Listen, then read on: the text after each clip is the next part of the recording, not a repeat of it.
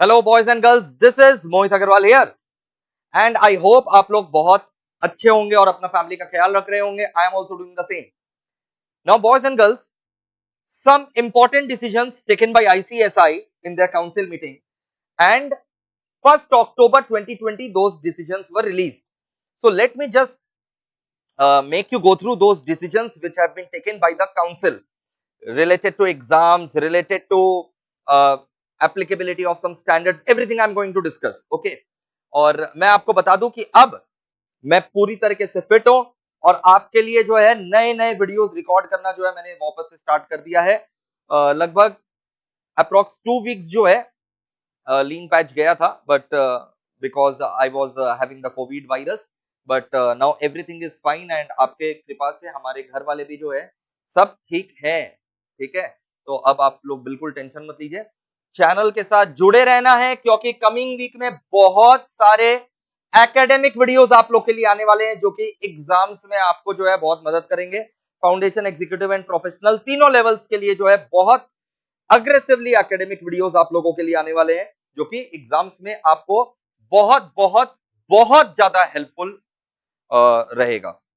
ठीक है, और ये नेक्स्ट वीक से एकेडमिक वीडियोस का सिलसिला जो है आपके लिए चालू कर दिया जाएगा फिर से। Okay, now boys and girls, इस वीडियो में मैं क्या बात करने वाला हूं? इस वीडियो में मैं बात करने वाला हूं अपने सारे सीए स्टूडेंट से। ठीक है, कि डिसीजंस काउंसिल ने क्या क्या लिया है, एग्जाम्स के ऊपर काउंसिल का क्या रवैया है, मैं उसके ऊपर बात करूंगा। और लास्ट में तीसरा बात मैं ये भी करूंगा कि फाउंडेशन स्टूडेंट्स को आईसीएसआई ने मेल किया है कि why don't you switch over to CSEET, you are having an option, तो उसके लिए क्या करना चाहिए मैं क्लियर कट आपको डिसीजन दूंगा। तो पहले काउंसिल ने क्या क्या डिसीजंस लिया जो 1 अक्टूबर को रिलीज हुआ है, सेकंड एग्जाम्स के प्रति क्या रवैया है, थर्ड फाउंडेशन स्टूडेंट्स को जो मेल गया उसके ऊपर अपने बात करेंगे। आइए एक एक करके बात करते हैं। Okay, so here we go. Important decisions taken by the Council of ICSI. ठीक है, तो important decisions का बात हो रहा है taken by the Council of ICSI at its meeting held on 26 September, लेकिन रिलीज कब हुआ था जैसा कि आप देख सकते हैं 1 अक्टूबर 2020 को release. Point number 1, approved the annual accounts. Institute का जो हर साल का एनुअल अकाउंट्स है, financial statements, balance sheet, annual report है, वो अप्रूव कर दिया गया। ठीक है, तो ये अपने कोई काम का नहीं है। ओवरसीज सेंटर खोला गया, वाह वाह वाह वाह, Singapore, Australia and Canada, excellent, superb. इसके अलावा ये अपने कोई काम का नहीं है फिलहाल। गाइडेंस नोट अप्रूव किया गया है ऑन इंडिपेंडेंट डायरेक्टर्स। अभी guidance note on independent directors का जो है ना वीडियो मैं जल्द आपके लिए लेकर के आऊंगा, इसी मंथ में आपके लिए ये वाला वीडियो लेकर के आऊंगा, इसको अच्छे से देख लीजिएगा।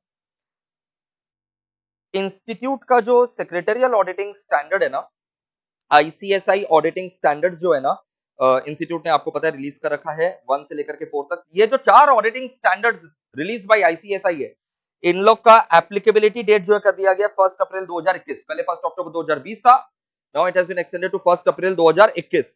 मैं आपको बता दूं नेक्स्ट वीक मैं ये चारों के चारों स्टैंडर्ड जो है यूट्यूब पर रिलीज करने वाला हूं, तो इसको पक्का से देख लीजिएगा। सीएस प्रोफेशनल वाले बच्चे जो है ना खाली वही देखेंगे, फाउंडेशन एग्जीक्यूटिव वालों को देखने का दरकार नहीं है। इसके अलावा एक गाइडेंस नोट भी रिलीज हुआ है, वो मैं उसके साथ ही पढ़ा दूंगा। गाइडेंस नोट सेक्रेटरी स्टैंडर्ड 4 के ऊपर रिलीज हुआ है।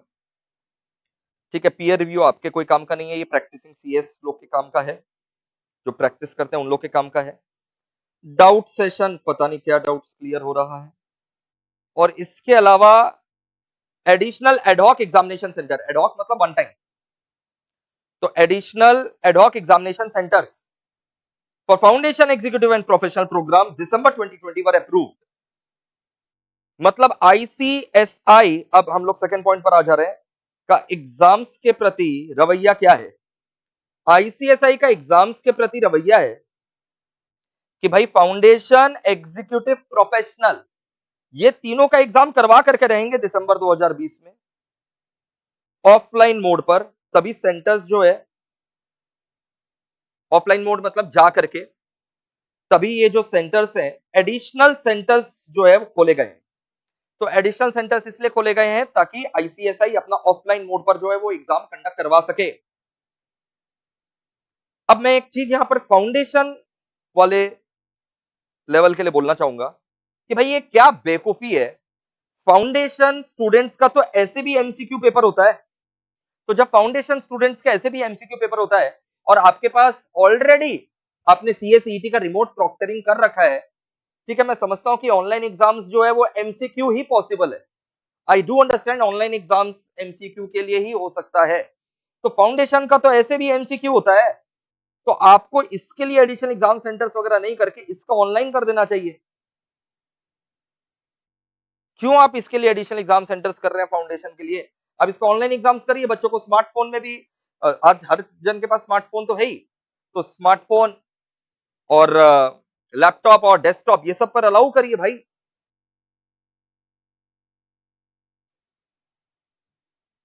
ठीक जिस तरीके से सीएम इंस्टीट्यूट ने फोन पर भी एग्जाम देना अलाउ किया था, तो आपको ये सब टेक्नोलॉजी जो है जो आप लेकर के आए ईटी के लिए, आपको तो फाउंडेशन के ऊपर भी लगा देना चाहिए था और जून में एग्जाम कंडक्ट करवा देना चाहिए था। चलो जून में नहीं हुआ, अभी आप दिसंबर में एग्जाम कंडक्ट कर रहे हो, तो इन लोग का तो एमसीक्यू ही है, तो क्यों इन लोग को सेंटर पे बुला रहे हो भाई जब एमसीक्यू ही है।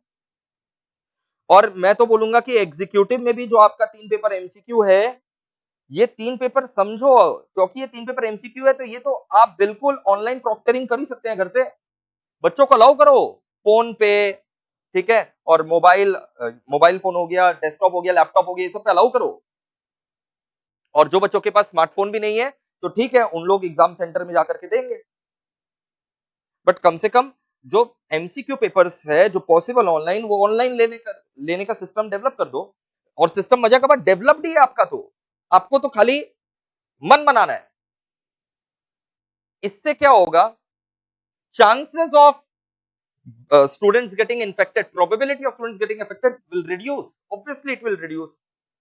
बच्चा 8 बार जाकर के दे रहा है तो वो हर दिन जो है प्रोबेबिलिटी है, तो कम से कम 3 बार जो है वो तो आप 3 टाइम्स प्रोबेबिलिटी जो है वो घटा सकते हैं। थोड़ा ये सब सोचना पड़ेगा। और मैं तो बोलूंगा प्रोफेशनल में भी जो ओपन बुक पेपर है उसको आप जो है ओपन बुक पेपर को एमसीक्यू फॉर्म में ले आइए। ठीक जैसे सी इंस्टीट्यूट का जो ओपन बुक पेपर है वो एमसीक्यू बेस्ड है, ऑलमोस्ट 40-50 नंबर का एमसीक्यू रहता है, वैसे ही आप यहां पर भी जो है एमसीक्यू बेस्ड कर दीजिए प्रोफेशनल में भी जो ओपन बुक पेपर है। या फिर ओपन बुक पेपर घर से एग्जाम देने दीजिए, क्योंकि ओपन बुक में तो ऐसे भी बुक खोल करके एग्जाम देना है। तो ये सब थोड़ा आपको चेंजेस फ्लेक्सिबिलिटी लेकर के आना पड़ेगा।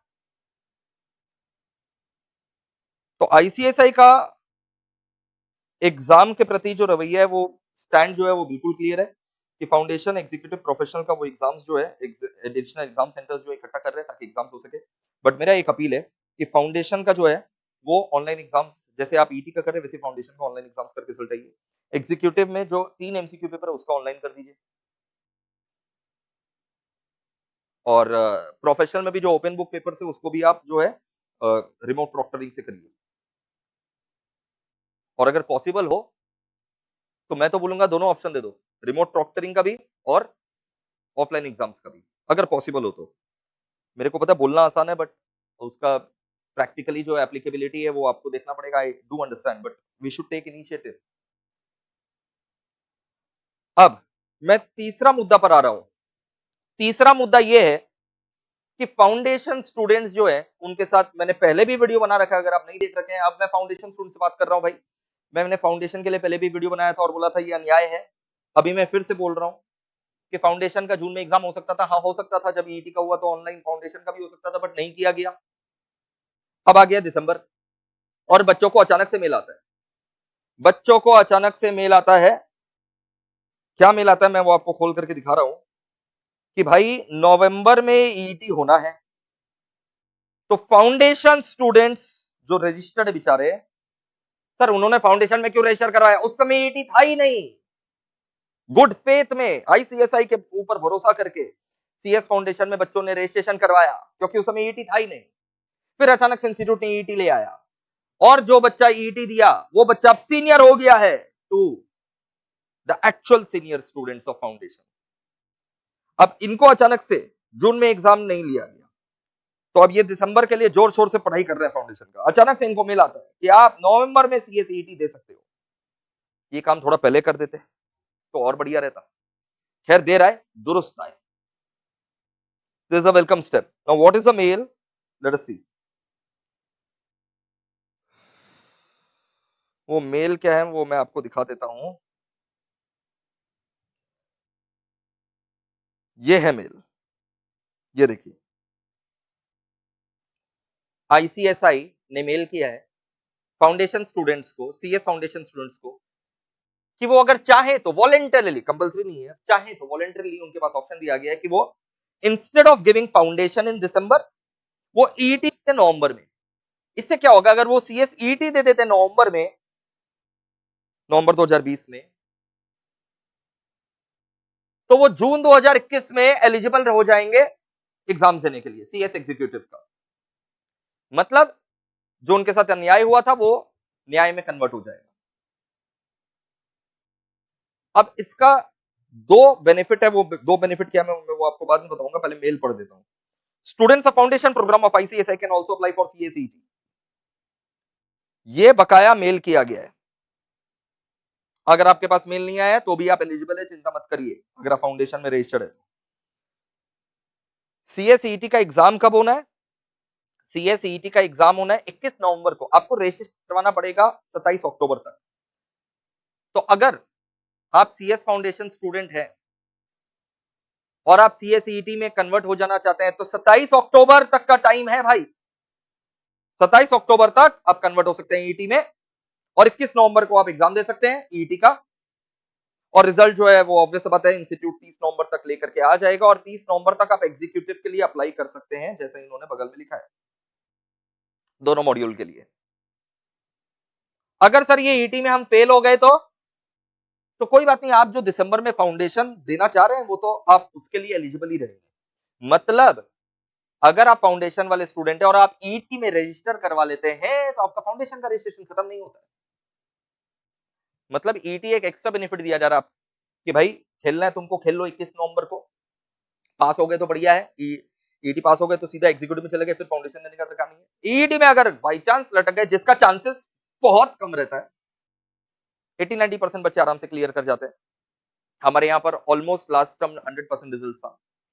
तो अगर आप बाई चांस ईटी में लटक जाते हैं तो टेंशन नहीं, दिसंबर में जैसे आप फाउंडेशन दे रहे थे वैसे आप एलिजिबल उस समय रहेंगे दिसंबर में फाउंडेशन देने के लिए। 1000 रुपीज रजिस्ट्रेशन फीस लगेगा ईटी का। अब ठीक है, फिर ये तो हाउ टू रजिस्टर वगैरह नॉर्मल बात है। अब इसका दो बेनिफिट है। पहला बेनिफिट कि अगर आप नवंबर में ईटी दे देते हैं, 21 नवंबर को ईटी दे देते हैं, तो आप एग्जीक्यूटिव के लिए एलिजिबल हो जाएंगे जून में, जून 2021 में, दोनों ग्रुप के लिए जून 2021 में। अब जो मेहनती बच्चा है वो बिल्कुल आराम से नवंबर को तो चलो हटा दो, दिसंबर, जनवरी, फरवरी, मार्च, अप्रैल, मई, 6 महीना में आराम से पढ़ करके निकाल सकता है, कोई दिक्कत नहीं अगर मेहनत करोगे तो। और जो कम मेहनत करने वाला बच्चा है वो कम से कम एक ग्रुप तो आराम से जो है वो प्रिपेयर कर सकता है। ठीक है, जून में, जून 2021 के लिए। लेकिन अगर आप फाउंडेशन दिसंबर में देते हैं और पास करते हैं तो आपका एलिजिबिलिटी दिसंबर 2021 होता है, 6 महीना बाद। तो यहां एक फायदा है। दूसरा फायदा, दूसरा फायदा मेरे बच्चों ये है कि बाई चांस अगर आप ईईटी में रजिस्टर करवाते हो और लटक जाते हो तो आपका फाउंडेशन का रजिस्टर एक्सपायर नहीं हो, आप दिसंबर में फाउंडेशन फिर भी दे सकते हो। तीसरा इंपॉर्टेंट फायदा, जो कि सारे बच्चे अभी मर रहे हैं ये फायदा के लिए, जाकर के एग्जाम नहीं देना पड़ेगा। फाउंडेशन में जाकर के एग्जाम देना पड़ेगा जैसे आईसीएसआई बोल रहा है, लेकिन ईटी में जाकर के एग्जाम नहीं देना पड़ेगा, ईटी में आप घर बैठे ही एग्जाम दे सकेंगे। ये तीसरा फायदा है, और ये बहुत बड़ा फायदा है कि आप अपना घर बैठे एग्जाम दे दिए और नक्की कर दिए रादर देन गोइंग। ओके, तो ये तीन बड़ा बड़ा फायदा है। मेरा एडवाइस क्या रहेगा? फाइनली मेरा एडवाइस यही रहेगा कि आप ये ईटी वाला जो ऑप्शन है इसको लीजिए। सर फिर तो हम लोग को पूरा नया पढ़ाई करना पड़ जाएगा। अकाउंट्स है नहीं ईटी में, बाद बाकी सारा सब्जेक्ट, लॉ आपका पूरा ऑलमोस्ट सेम है, 2-3 चैप्टर है जैसे टॉर्ट्स वगैरह हो गया, ठीक है, लॉ ऑफ टॉर्ट्स, वो सब आपको अलग से, कॉन्स्टिट्यूशन ऑफ इंडिया वो सब आपको अलग से पढ़ना पड़ेगा बिल्कुल। लॉजिकल रीजनिंग पूरा एक नया पोर्शन आएगा। कुछ कुछ एक्स्ट्रा है जो मेरे से फाउंडेशन बच्चे पढ़ रखे हैं, रजिस्टर्ड हैं, जो मेरे यहाँ पर फाउंडेशन पढ़ रखे हैं, रजिस्टर्ड हैं ऑलरेडी, उनसे हम लोग केवल इंक्रिप्शन कॉस्ट लेंगे और कुछ नहीं लेंगे। उनको ईटी का पूरा लेक्चर, पूरा का पूरा लेक्चर्स उनको ईटी का प्रोवाइड कर दिया जाएगा ताकि उन लोग आराम से करें और नवंबर में एग्जाम दे दें।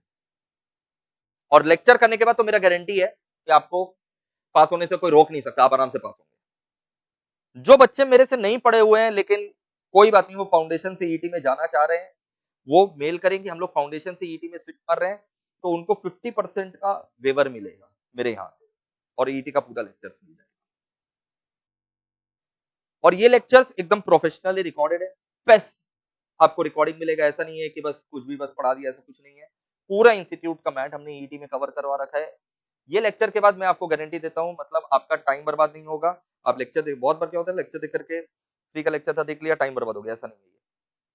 पूरा आपका टाइम जो है एकदम ऑप्टिमली यूज होगा और आप एग्जाम में पास करेंगे, गारंटी है। तो फाउंडेशन से ईटी जाना चाहिए, आंसर इज यस, जाना चाहिए, बिल्कुल जाना चाहिए। क्या क्या बेनिफिट्स है मैंने आपको बताया। घर में बैठे एग्जाम दो, फाउंडेशन का रजिस्ट्रेशन एक्सपायर नहीं हो रहा है, और एग्जीक्यूटिव आप जून में ही एलिजिबल हो जाओगे दोनों ग्रुप के लिए, या फिर अगर दोनों ग्रुप मान लो जोश नहीं है तो कम से कम एक ग्रुप के लिए तो एलिजिबल हो ही जाओगे।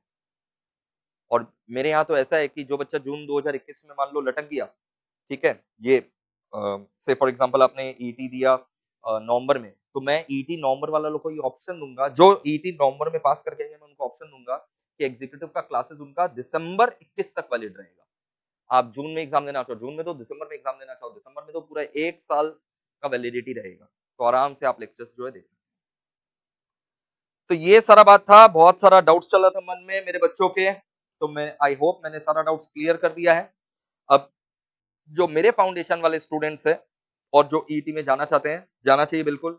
खाली इंक्रिप्शन कॉस्ट, इसमें कोई प्रॉफिट नहीं है। जो वेंडर हमारा इंक्रिप्शन का कॉस्ट लेता है वो आपसे लिया जाएगा, आपको पूरा का पूरा ईटी का लेक्चर्स जो है वो मिल जाएगा। मेल करना होगा d2hclasses@mosa.com में। और बाद बाकी बच्चे भी जो है, जो फाउंडेशन में रजिस्टर्ड है और ईटी में कन्वर्ट होना चाहते हैं, भले ही आप मेरे से नहीं पढ़े हुए, अब पढ़ सकते हैं आप, कोई दिक्कत नहीं है, 50% का वेवर उनको मिल जाएगा। चलो, इतना ही बताना था, ये सारा अनाउंसमेंट्स मैंने आपके साथ ब्रशअप कर दिया। और चैनल के साथ जुड़े रहिए, सब्सक्राइब नहीं किया तो बेशर्मो कर लो, दूसरों को भी बोलो, इतना तुम्हारे लिए मेहनत किया जाता है। और सारा का सारा जो है एग्जीक्यूटिव और प्रोफेशनल वालों का जो है कंपनी लॉ का मैराथन सेक्शन 1 से 148, 149 से 470 ये भी डाला हुआ है। और आने वाले दिनों में और एग्जीक्यूटिव का सोर्सेज ऑफ ले, जेआईजीएल का, प्रोफेशनल का जो बच्चों को चैप्टर समझने में डिफिकल्टी आ रहा था वो सारा डाला गया। और नेक्स्ट वीक से मैंने आपको बताया और ये सिलसिला जारी रहेगा। बहुत बहुत सारा एकेडमिक वीडियोस आपके लिए आने वाला है, तो stay connected with us. Thank you दोस्तों, bye bye, lots of love.